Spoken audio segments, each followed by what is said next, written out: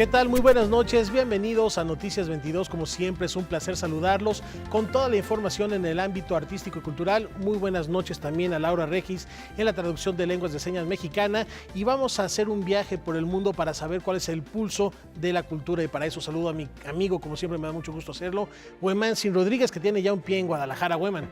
¿Qué tal, Rafael? ¿Qué tal, amigos de Noticias 22? Así es, el día de mañana, recuerden, vamos a tener una transmisión, vamos a enlazarnos en Noticias 22 desde Guadalajara porque ya estamos preparando motores para la Feria Internacional del Libro en esta ciudad. Pero antes queremos compartir con todos ustedes, como por ejemplo esto: Fernando del Paso es recordado en la Casa de México allá en Madrid. Karen. ¿Qué tal, amigos? Como siempre, un placer saludarlos. Hoy es jueves de cine, les diremos cuáles son los estrenos de la semana y les daremos todos los detalles del Festival Animación. Y además estaremos haciendo un viaje para conocer cómo salta Caravaggio de los lienzos de los cuadros a la escena teatral. Todo esto y mucho más en Noticias 22. Comenzamos.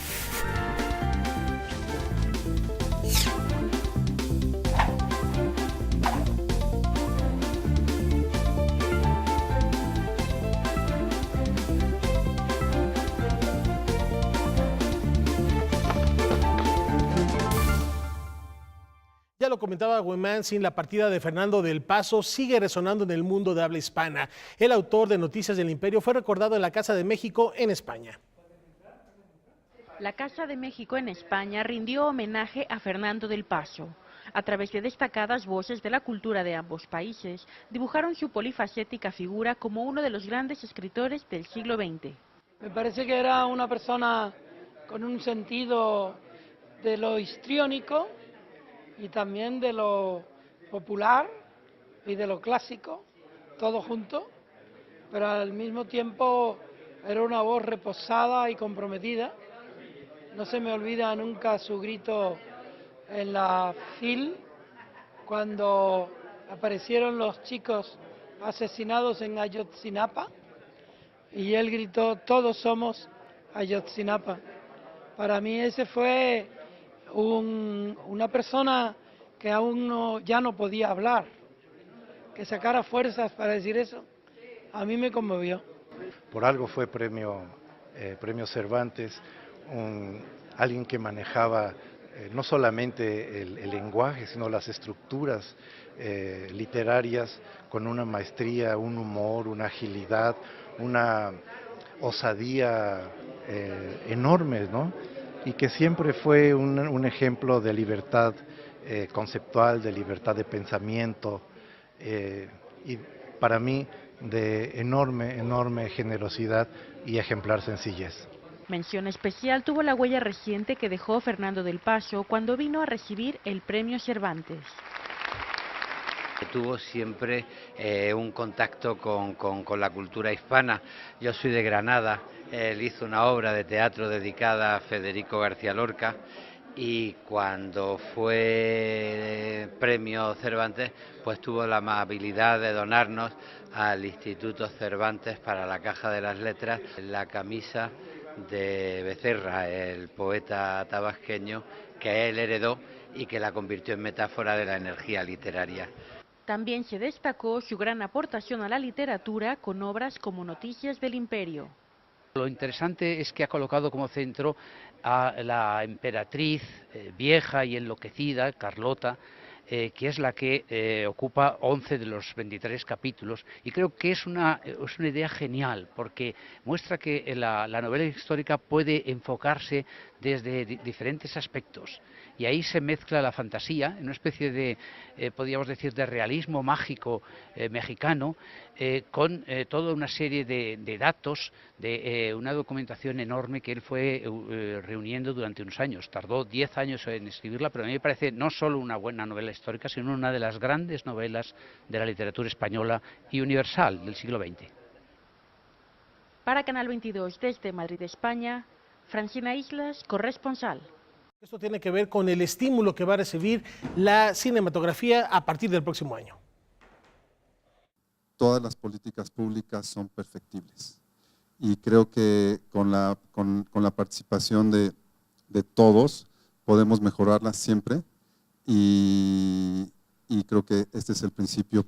Aunque los temas propuestos para la mesa de diálogo de la Secretaría de Cultura de la Transición sobre estímulos al cine estaban muy bien delineados para enfocarse en los fondos públicos del Eficine y Foprocine, no todos los participantes se centraron en esto.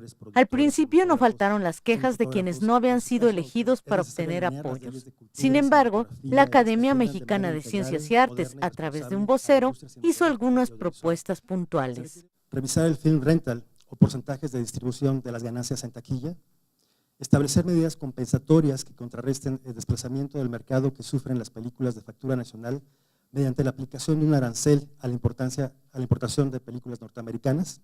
La comunidad cinematográfica de Puebla, representada por cineastas, estudiantes y maestros, señaló la necesidad de crear políticas de verdadera descentralización de los apoyos, así como de la creación de fuentes de trabajo. Hasta el 2017, México es el país que ocupa el 4º lugar de taquilla a nivel mundial. ¿Okay? Puebla es el 5º lugar de la taquilla. Puebla es definitivamente una de las ciudades en la República Mexicana más ávida de consumir cine. Sin embargo, no tiene producción local, pero sí ha participado en fondeos de producciones que se llevan el recurso principalmente a la Ciudad de México. ¿Por qué no existe una etiqueta con el recurso suficiente para que exista una industria cinematográfica local? Que de hecho sí, porque aportan a otras películas, ¿no?, que no son locales. Puebla creo que es uno de los estados que tiene más licenciaturas en cine y pues el año que entra va a haber muchos egresados y no va a haber manera de que, de que pueda haber una industria donde todos tengan empleo y puedan trabajar. La cineasta María Novaro, propuesta por el presidente electo Andrés Manuel López Obrador como directora del IMCINE, respondió a la comunidad cinematográfica poblana. En Aguascalientes y en otros lugares nos han manifestado que no saben cómo entrar a fondos como el Eficine, que no entienden el barroquismo del carpetismo requerido para Eficine, que tampoco logran convencer a las empresas locales para que aporten, en fin. Estamos muy conscientes de que hay toda una problemática que hay que resolver y podemos avanzar en esos puntos particularmente de cómo hacer accesibles los fondos para que puedan apelar a ellos y cómo también involucrar a las empresas, ¿no? Noticias 22, Irma Gallo. Bueno, los números hablan. ¿Y qué les parece si continuamos recorriendo el estado de San Luis Potosí, como lo hemos hecho durante la semana, guiados por la fantasía onírica de Leonora Carrington? Hoy nos detenemos en uno de los yacimientos más importantes de la cultura huasteca, Ciudad Valles.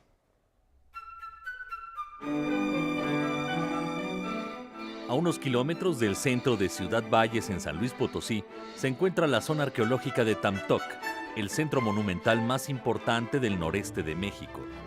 Se calcula los primeros asentamientos en este sitio, a las faldas del río Tampaón, datan del año 400 a.C. La zona se desplaza en un terreno plano de varias hectáreas en las que se aprecian basamentos piramidales, túmulos funerarios, estelas, cerámicas y diversas esculturas que nos hablan de la organización política y social de sus habitantes, así como la capacidad de expresión artística notoria en piezas como la sacerdotisa, el gobernante y la mujer escarificada.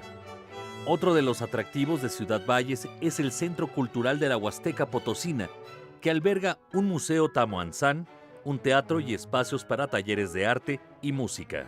Su director, Jaspic Cáceres Márquez, recibió al equipo de Noticias 22 para hacer un recorrido por los espacios de este centro cultural. El Museo Tahuatzán está próximo a cumplir 22 años, el 23 de enero del año que entra. Inició sus actividades el 23 de enero de 1997. El museo se llama Tamuatzán, que es una palabra Tenec, que significa lugar o con el encuentro con las serpientes. Es un museo regional, estamos tratando de que la gente, el turismo y la gente de aquí de Ciudad Valles y de los municipios aledaños de la Huasteca, que en este caso son 20, tengan un referente de lo que es toda la parte etnográfica y arqueológica de la zona. En la planta baja ustedes pueden observar toda la colección etnográfica que nos identifica con la zona, que nos fortalece, que tratamos de preservar, conservar y difundir Esto como Secretaría es nuestro compromiso, es nuestra obligación y estamos tratando de recrear todo lo que es la vida diaria, la vida cotidiana de las comunidades indígenas, que en este caso aquí son dos, que es la Tenec y la Náhuatl, un poco más hacia el sur, y generando este tipo de actividades. En la planta alta tenemos la exposición permanente arqueológica de todo el producto de excavación de aquí de la región, de las zonas más fuertes, que es el Consuelo o Tamojí, y lo que es Tantoc, que nos han dado una promoción y una difusión a nivel nacional e internacional con estas tipo de testimonios arqueológicos. Y nosotros estamos tratando de poder crecer en este sentido. El museo, estamos próximos a hacer un proyecto integral para poder realizar algunos cambios museográficos y museológicos del museo. El Centro Cultural Huasteca Potosina está próximo a cumplir 25 años el 19 de septiembre de 2019, para lo cual se prepara el rescate de sus espacios. Es un complejo de 3 edificios, es el Centro Cultural de la Huasteca Potosina, que también el próximo año está próximo a cumplir sus bodas de plata, 25 años. Iniciamos actividades en lo que es el Centro Cultural en el año de 1994. Son 3 edificios, tenemos el edificio de los talleres artísticos, tenemos el edificio del Teatro Fernando Domínguez y tenemos el edificio del Museo Tamatzán. Con información y texto de Guadalupe Alonso, Óscar Helguera, Noticias 22. Bueno, ahí tienen ustedes esta información. Hoy es 22 de noviembre, es el día de Santa Cecilia, también es el día de los músicos y un día como hoy, hace 30 años, murió el arquitecto Luis Barragán, el único mexicano que ha ganado el premio Pritzker, que es, por así decirlo, es como el Nobel de arquitectura. Así que hay que celebrarlo. Sus casas, la casa taller que está en la colonia Tacubaya, que forma parte de la lista de Patrimonio Mundial de la UNESCO, también están las torres de satélite, la capilla de Capuchinas en el sur de la ciudad, en Tlalpan, que tiene una cosa maravillosa ahí cuando amanece todos los días. La cuadra de San Cristóbal son algunos de los espacios que ha construido Luis Barragán y que hay que visitarse, son verdaderamente memorables, así que a conmemorarlo a 30 años de su muerte, y un abrazo y felicitación a todos los músicos. La invitación es que se acerquen a su legado para mantener viva su memoria, y después de la pausa vamos a conocer el universo pictórico de Caravaggio que salta a la escena.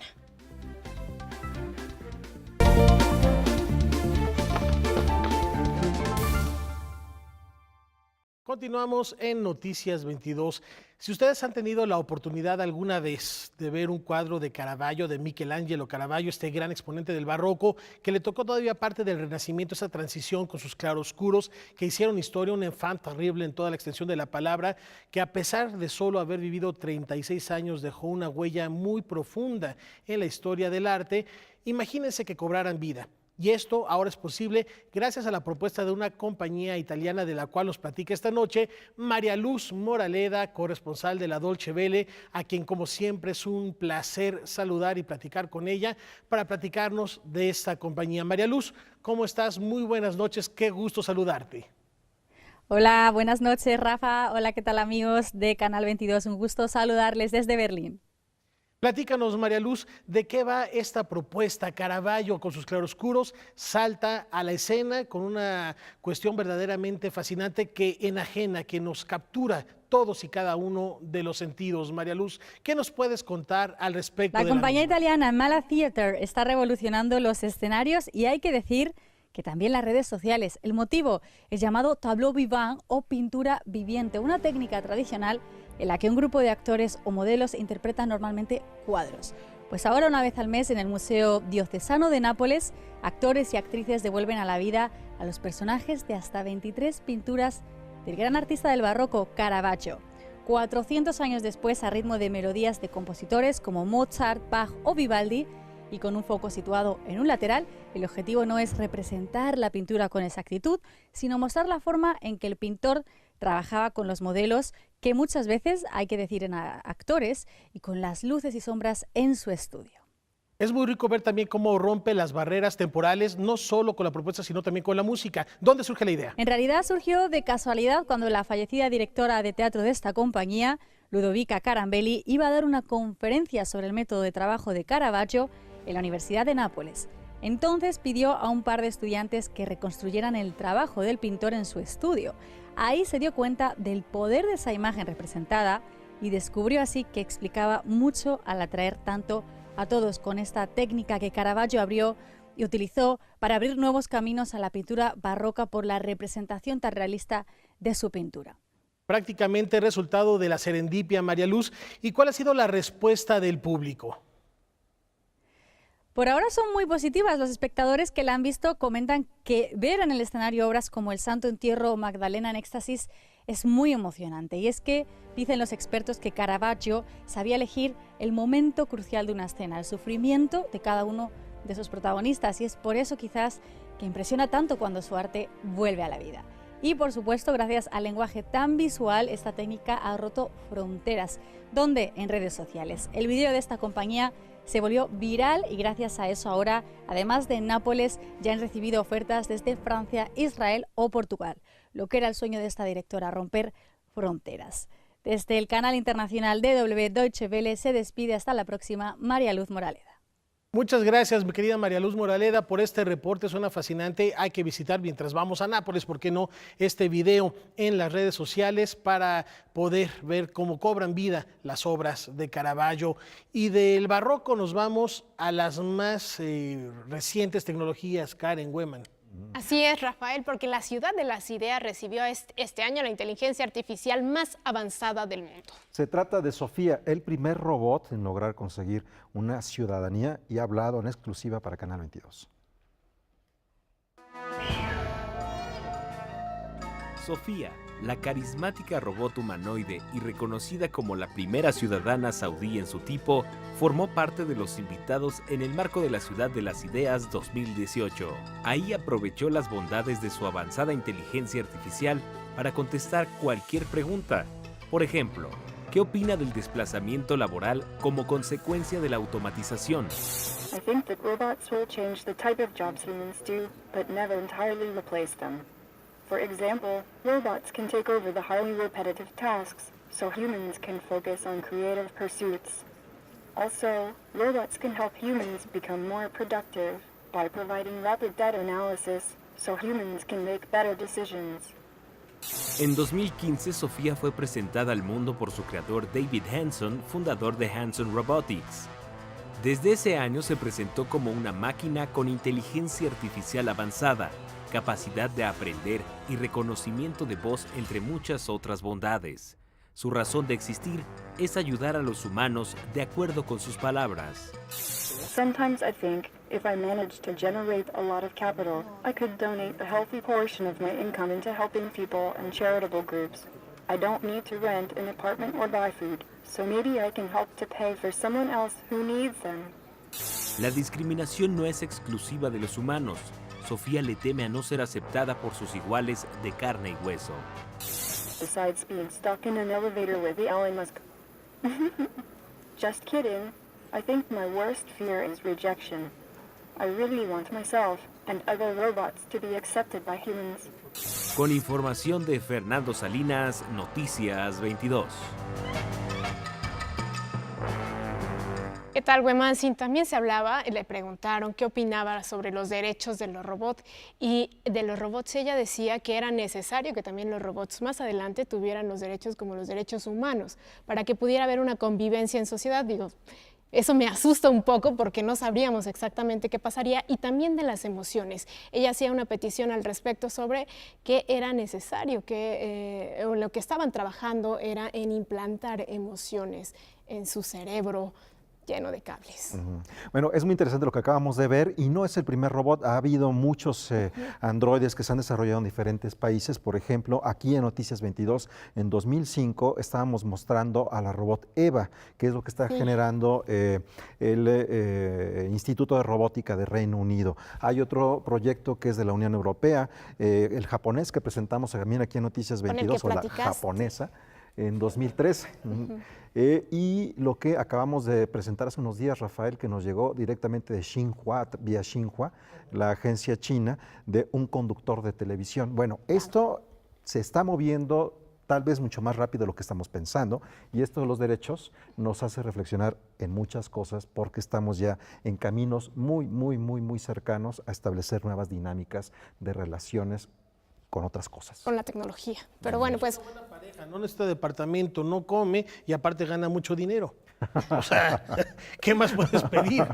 Habrá que ver cuáles son las consecuencias de eso, ¿no? Que no tendrá. Pero bueno, el Centro de Artes Vivas exhibe parte del legado documental de uno de los artistas más, una de las fotógrafas más reconocidas, ¿no? Así es. Bueno, vamos a ver el trabajo que se tiene de Ruth Lechuga, una obra fotográfica que nos revela rituales, danzas, tradiciones de muchos pueblos. Ella era austríaca. Se llamaba Ruth Deutsch y el apellido Lechuga corresponde a la persona que se casó con ella aquí en nuestro país, y ella se vinculó absolutamente con mucho amor a los pueblos de diferentes etnias de nuestro país. Vamos a conocer su trabajo. Ruth Lechuga ayudó a entender a los artesanos de México. Llegó a nuestro país en la década de los 30, escapando de los problemas de Europa. En compañía de su padre, ella viajó por el país en donde descubrió su pasión por el arte popular. Además de una colección de más de 10,000 piezas que hoy está en comodato en el Museo Franz Mayer, que tú puedes ir como investigador y hacer una cita, y entonces te abren de alguna manera las colecciones guardadas en grandes cajas muy bonitas, pero no bien exhibidas. Tú puedes ir y tú puedes estudiarlas y verlas.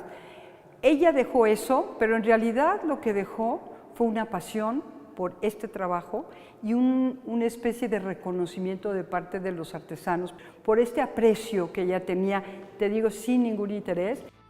Ruth Lechuga realizó una importante labor de registro fotográfico en donde se ven las fiestas y costumbres de distintas comunidades del país, pero también sus fotografías dejan ver el respeto y dignidad con el que se acercó a ellos. Una selección de sus imágenes se presenta en la exhibición Invocaciones, Danzas y Máscaras del Pacífico Sur. Esta exposición, ella la trajo de algunos pueblos donde se la habían pedido en 1997. La trajo a la Ciudad de México. Yo creo que ella la había expuesto en algunas ciudades o en algunos pueblos, como siempre con una especie de orden, porque ella seguía al pie de la letra un poco el orden de las fiestas. Y estas son fiestas precisamente del Pacífico Sur de México, de Oaxaca, de Guerrero, y conocía perfectamente a todos los participantes de la fiesta, y por eso hay un orden en todas estas fotografías. La memoria histórica que creó Ruth Lechuga está bajo el cuidado de Artes de México. Alrededor de 26,000 negativos que están siendo catalogados y digitalizados para que en un futuro puedan ser consultados. Tuvimos que crear una fundación que se llama Jaraca, y en ella estamos trabajando los 26,000 negativos, les estamos dando un orden, estamos trabajando no solamente con lo que ella nos dejó, que era muy poco como información de cada foto, sino llamando a los expertos, pero entonces se emocionan porque están viendo cosas que se perdieron o que no habían registrado. Entonces para nosotros es una responsabilidad, digamos, muy placentera poder realmente trabajar este acervo que se hizo con tanto cuidado y con tanto amor y con tanto orden. La exposición Invocaciones, Danzas y Máscaras del Pacífico Sur de Ruth de Lechuga puede ser visitada en el Centro de Artes Vivas. El acervo se espera que en unos meses pueda estar listo para su consulta, pero sobre todo para regresar a las comunidades y devolverles parte de su memoria. Con información de Alberto Aranda, Noticias 22. El programa La Cultura Vale hace del arte un motor de bienestar social, llevando los registros de la creación artística a comunidades marginadas.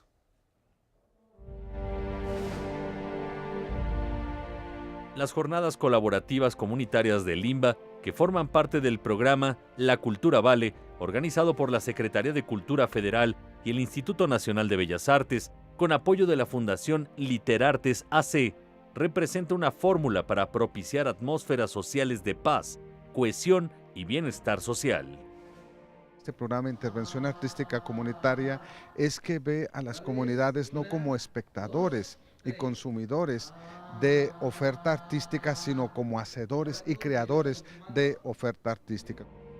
Los integrantes, en su mayoría jóvenes, trabajan el mismo tema a través de las distintas disciplinas artísticas y al final hacen una muestra representativa de lo que crearon en la jornada y posteriormente ellos mismos valoran la actividad y se cuestionan si les fue de alguna utilidad. El objetivo principal es que las comunidades construyan conocimiento colaborativo comunitario a través de las artes. Por eso se lleva artes literarias como eje transversal de la metodología. Se tiene las artes escénicas, las artes musicales y las artes visuales.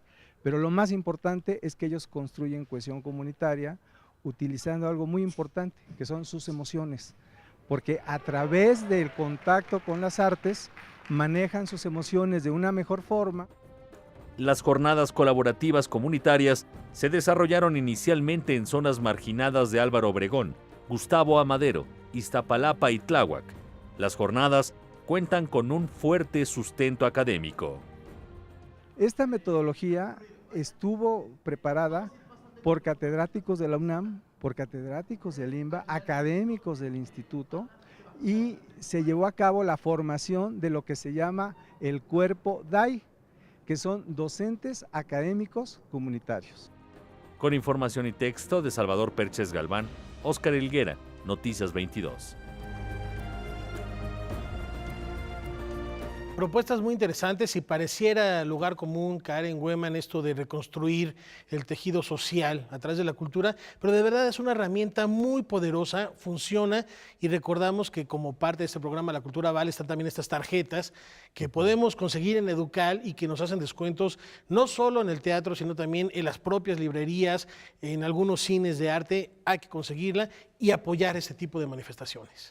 Así es, y bueno, si algo tiene este país de sobra, y no digo de sobra porque lo que quiero decir es que si algo realmente hay en este país son actividades artísticas y culturales, expresiones artísticas y culturales. Lo que hace falta es considerar que eso también es un motor económico de cambio, que ya lo sabemos, sí es cierto, pero necesitamos mayor consideración y en las escuelas también oportunidad para que nos encontremos absolutamente todos frente a la experiencia artística. Es rico también en creadores y qué maravilla que se acerque la cultura a estas zonas marginadas en las que, bueno, también existen desde sus diferentes trincheras, diferentes artistas que realizan arte en beneficio de su comunidad huemansi. Y que se refleje también en mejores condiciones de vida, porque luego eso pasa, ¿no? Pareciera que a quienes nos gusta la actividad artística y cultural podemos vivir del aire. Del aplauso se alimenta el artista y no necesariamente. Con esas reflexiones nos vamos a una brevísima pausa para que cuando regresemos platicar de cine.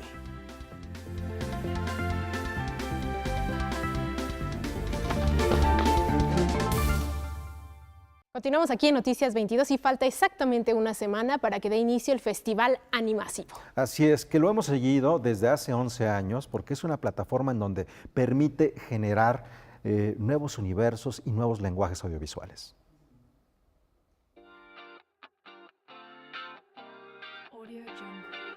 Con la participación de creaciones de casi 40 países de 4 continentes y un repunte en la presencia de producciones latinoamericanas, este 28 de noviembre inicia la 11ª edición de Animasivo, Festival de Animación Contemporánea de la Ciudad de México. Animasivo ha evolucionado y su concurso también. En un principio el concurso tenía un tema fijo, hace 11, 10, 9 años. Pero los procesos al hacer cortometrajes de animación son muy lentos. Entonces, si nosotros seleccionamos o solicitamos un tema fijo, había que generar un cortometraje sobre esa temática. Desde hace ya 5 o 6 años decidimos dejar un tema abierto, con lo que no coartábamos tanto la creatividad de los animadores. Además de la proyección de estas creaciones, Animasivo también ofrecerá clases magistrales con expertos como la francesa Nidia Santiago o Nikita Diakur, creador audiovisual nacido en Rusia, radicado en Alemania. El Centro Cultural de España en México, el Instituto Goethe, el IFAL y la Cineteca Nacional serán algunas de las sedes de estas actividades. Para el director de Animasivo, las formas narrativas están alcanzando el avance de la tecnología. Muestra de ello es la proyección especial de Chris the Swiss, con la que inaugura las actividades el día 28 de noviembre en la Cineteca Nacional.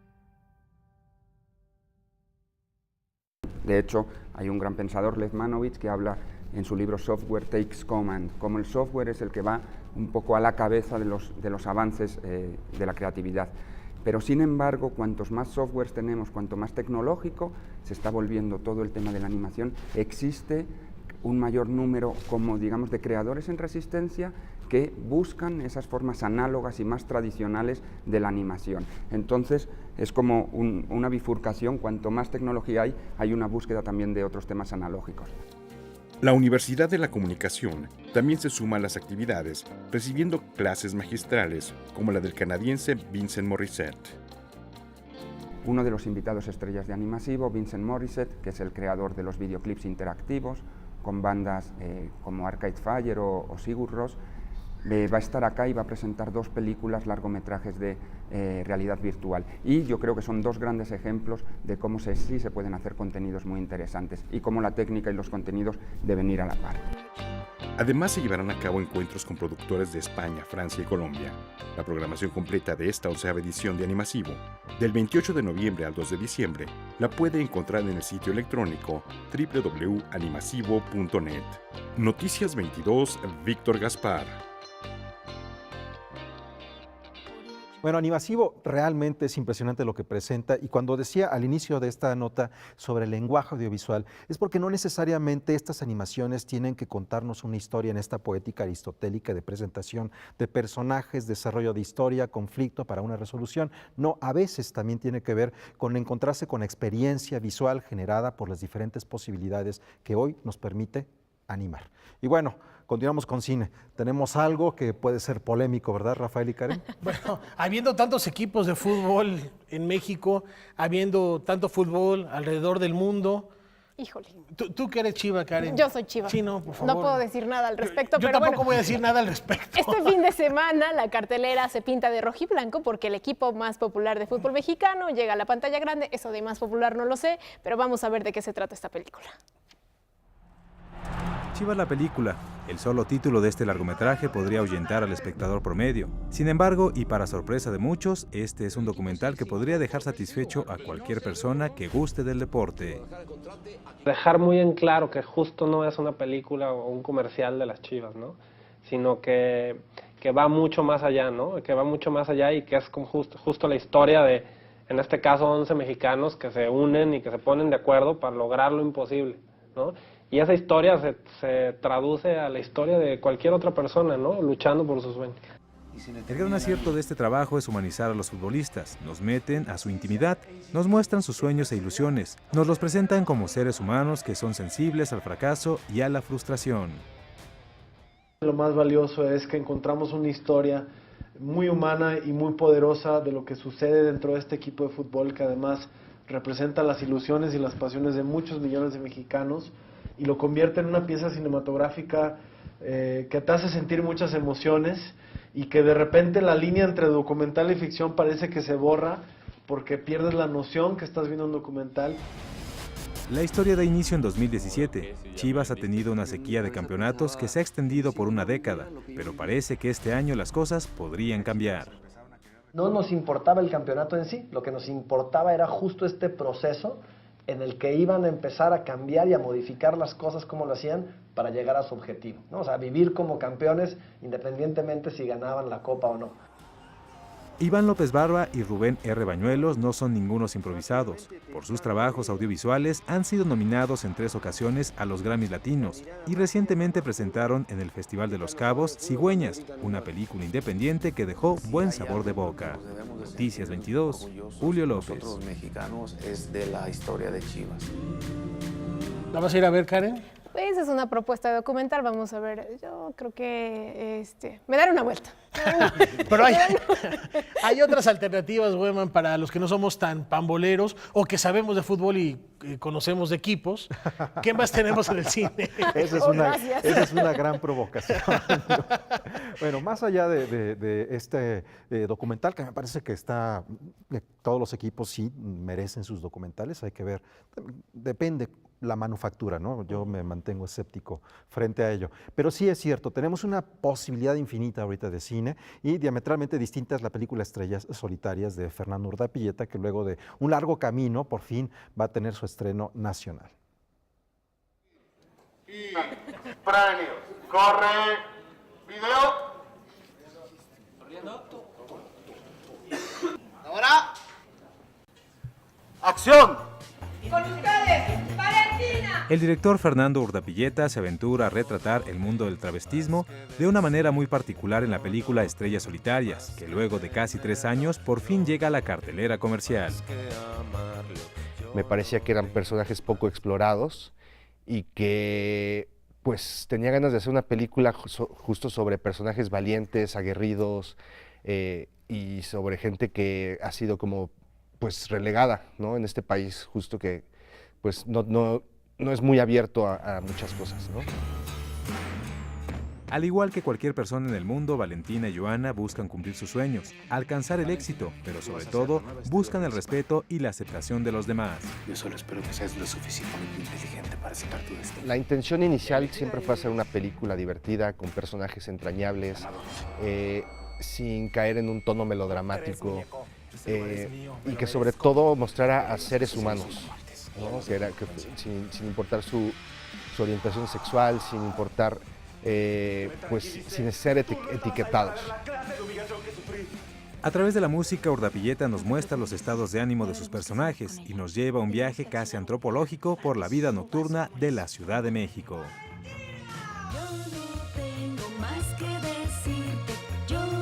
Para mí también toda la preproducción fue un descubrimiento, conocí muchos lugares que yo desconocía y pues bueno, pues hay muchos clubs de este tipo por toda la ciudad y cada uno es distinto y cada uno me sorprendía poco a poco, entonces este club que yo creé, que era el Monix, pues es una amalgama de todos ellos, ¿no? Hay un poquito de cada uno de estos lugares que visité durante la investigación y durante la preproducción. Preferencias sexuales, al final todos buscamos lo mismo, ser felices. Noticias 22, Julio López. Bueno, estas son algunas de las opciones que puede encontrar usted en cartelera.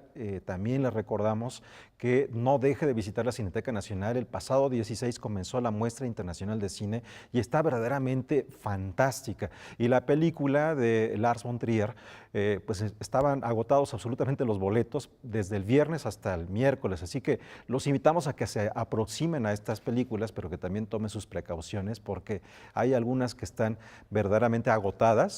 Y todas son fantásticas películas. Estaba por ahí Spike Lee, creo que todavía está, la nueva película de Spike Lee, la de Jean-Luc Godard, así que hay muchas cosas por visitar y no se pierda, busque una película de Colombia, es formidable. La de Lars von Trier es La Casa de Jack, que dicen que está extraordinaria. Con Matt Dillon. Tampoco encontré boletos, en efecto. Y aprovechen, al margen de esta muestra que nos comenta Huemanzin, ya se estrenó también en la Cineteca Roma, de Alfonso Cuarón. Así es. Que también están agotados los boletos, es complicado. Decían por ahí que a veces en internet aparecían como agotados los lugares en las salas, pero sí que si íbamos de forma presencial a la taquilla, quizás habría posibilidad de encontrar algo. Y está arrasando, independientemente de que se va a estrenar en la plataforma Netflix, como hemos informado, ya por ahí las cadenas están haciendo ruido y levantando la mano. Cinépolis dijo, si me la pasa, la presentamos en todas las salas alrededor de la República. Hay unas características especiales que tiene, sobre todo en cuanto a sonido, que son creo que 4 salas las que hay en el país donde solamente tienen... con esas posibilidades. ¿Y por qué no está en salas? Bueno, tiene que ver con que Cuarón ha decidido que los ingresos en taquilla de las películas van directamente a ciertas organizaciones civiles. Lo que está buscando es que el ingreso de Roma vaya para muchas personas que necesitan recursos. Por ese motivo es que todavía está vislumbrándose si sí o no las grandes cadenas de exhibición van a decidir finalmente poner a Roma en la pantalla grande. Lo que es cierto es que Leonardo García Tsao, crítico de cine, que ha estado también trabajando en Canal 22 en muchos momentos, ha dicho que es una película para verse en pantalla grande, no necesariamente en la pantalla de un ordenador. Pues habrá que ver. Creo que en Guadalajara también va a haber por ahí algunas proyecciones. Bueno, pues estaremos pendientes. En la Cineteca ya está, hay que irnos a formar en este momento. Pero antes nos vamos a una pausa. Nos vamos a una pausa. ¿Te gusta Harry Potter, Rafael? Me gusta Harry Potter. Vamos a hablar de Harry Potter. Me gusta más Harry.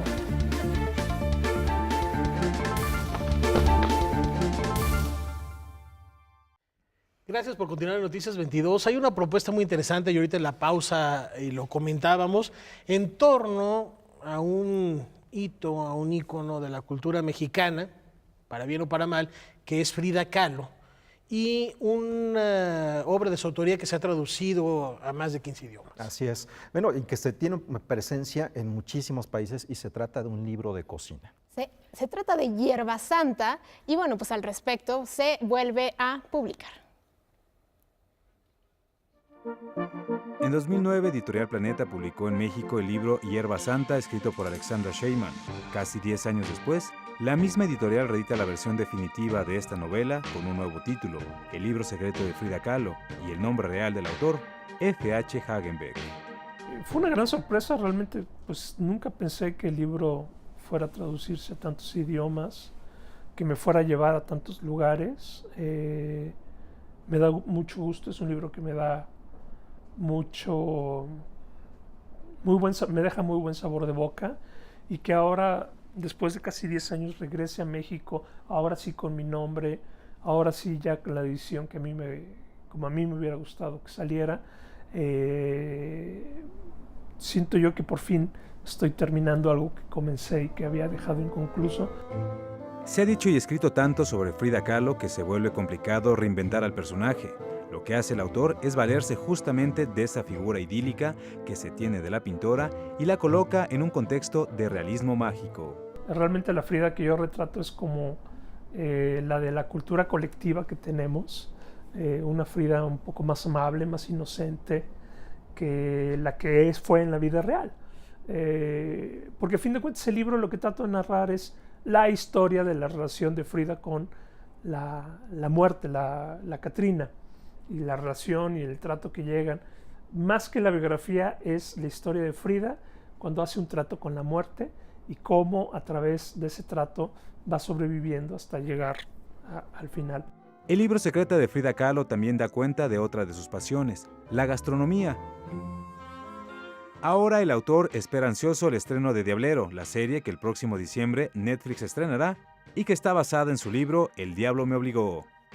Que hayan escogido mi libro, la primera obra fue ficción, por así decirlo, de ficción, y con efectos especiales y con fantasía y con elementos paranormales para hacer una serie de televisión, se me hace algo maravilloso. Y lo que he visto hasta ahorita que está haciendo el director Cravioto es maravilloso, es visualmente increíble, como si fuera una gran producción de Hollywood.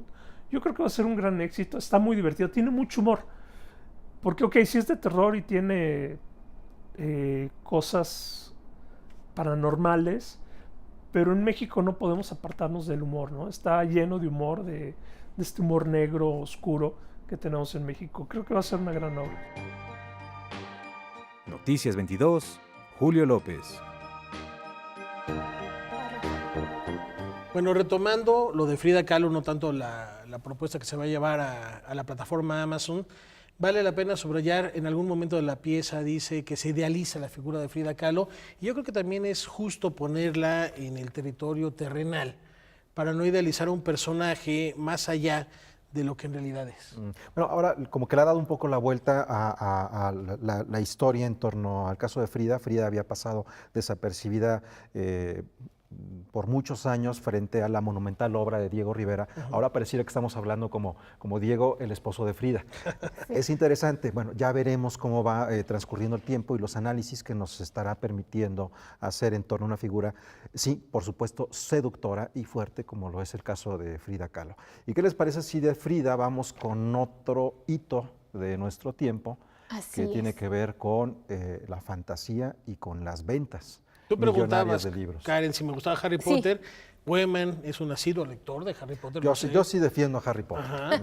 Digo, incluso no a Harold denosto, Bloom. pero... así que así estoy en los dos extremos, pero sí defiendo lo importante que fue para una generación, literariamente hablando, las obras de Rowling. Bueno, pues ahora llega a México porque su mundo mágico hechizará al público en el Auditorio Nacional.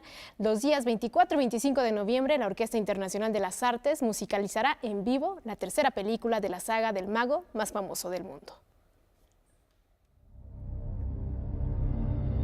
John Williams is probably the foremost living composer of film music.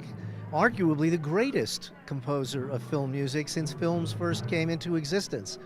At this point, I think that he has scored, which is what we call it when a composer writes the score for a motion picture. I believe he's scored 8 of the 10 highest grossing and most popular motion pictures in history, including Indiana Jones, Star Wars, films of that nature. And so, and of course the first 3 Harry Potter films. John Williams really pulled out all the stops for this particular film, and it not only incorporates his own signature style, which is very, very unique to his artistic language, but you can hear elements of Stravinsky, you can hear elements of Shostakovich, who are concert composers, you can hear elements of big band music in this film. Somebody pointed out to me, which I didn't spot actually, that there are elements of Tchaikovsky as well. So you have everything from kind of big band music and jazz. It's virtuosic music for the orchestra. It is really music that is on the forward edge of what orchestras are expected to play. It's very virtuosic music. It demands the most from every player sitting in every chair. Well, when you hear John Williams' music, and when you're familiar with his music, there is a certain kind of personality to his music that is unique to him. And it's something that every great composer strives for. So in the concert world, we would say that Beethoven has his own particular unique voice, and Gustav Mahler has his own unique voice. Igor Stravinsky has his own unique voice. John Williams likewise has his own unique voice that sets him apart from other film composers who have their own voice.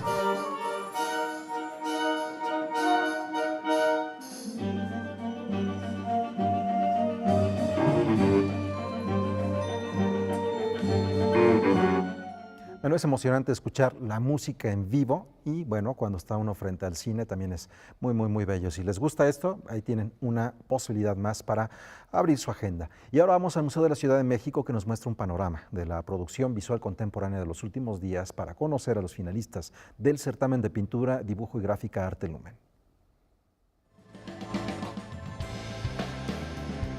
Por segunda ocasión, se presenta una muestra de la producción visual contemporánea en el Museo de la Ciudad de México con la exposición Parámetro 03, que convocó Lumen.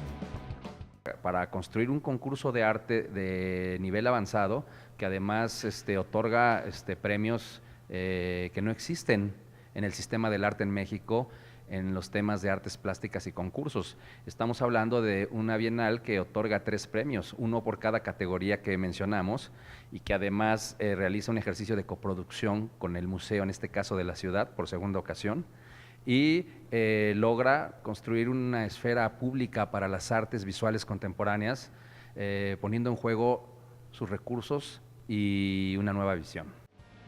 El certamen busca mostrar la producción de artes plásticas en México. Los 59 trabajos finalistas, que se exhibirán hasta el 25 de noviembre, presentan diversas técnicas de pintura, gráfica y dibujo.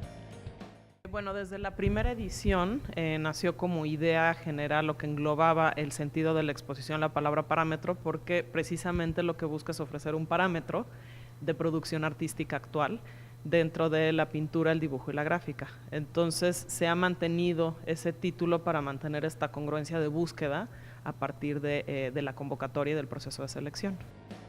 59 obras de 56 artistas ofrecen una amplia diversidad de técnicas que van desde el óleo sobre tela, aerosol, acrílico, collage, tinta china sobre papel, lápiz, acuarela, carbón, monotipo, litografía, xilografía y dibujo, entre otras. Sí, de hecho el guión museográfico, la forma en que las obras fueron dispuestas en salas, intercala las categorías para crear analogías, diálogos, tensiones, no necesariamente parentescos tal cual, sino crear a veces por disarmonía un diálogo. Decidimos presentarlo así para que se advierta la presencia de tendencias como muy representativas de la escena artística en México, pero también para que se notara una pluralidad. Digamos que el concepto de selección de las obras participantes genera diálogos, pero también genera disensos estéticos o discursivos. La articulación de la exposición responde a similitudes temáticas y enfoques en narrativas sobre la vida y la realidad inconsistente, muchas de ellas en torno a la violencia. Parámetro 03, resultado de la Bienal Arte Lumen en su tercera edición, se exhibe en 6 salas del Museo de la Ciudad de México hasta el 25 de noviembre. Con información y texto de Salvador Perches Galván, Óscar Helguera, Noticias 22. Bueno, llegamos al final y nos vamos a ir con música, Rafael. Tenemos algo preparado, ¿verdad? Así es, a 117 años del natalicio de Joaquín Rodrigo, uno de los más importantes guitarristas y compositores españoles. Los vamos a dejar con un recuerdo del mismo y una interpretación de una guitarrista eslovena que lo hace extraordinario. Y bueno, Joaquín Rodrigo tiene unas cosas maravillosas. Casi todo el mundo se acuerda de 2 o 3 temas, pero tiene una obra súper vasta, ¿no? Pues ahí está la invitación Un a día escucharlo. como hoy estaría cumpliendo 172 años. Hasta aquí la información. Gracias, Rafael, Karen. nos Gracias, despedimos. buen viaje. Gracias. Muchas gracias. Nos vemos mañana desde Guadalajara. Nos vemos, ahí nos enlazamos el día de mañana. Muy buenas noches.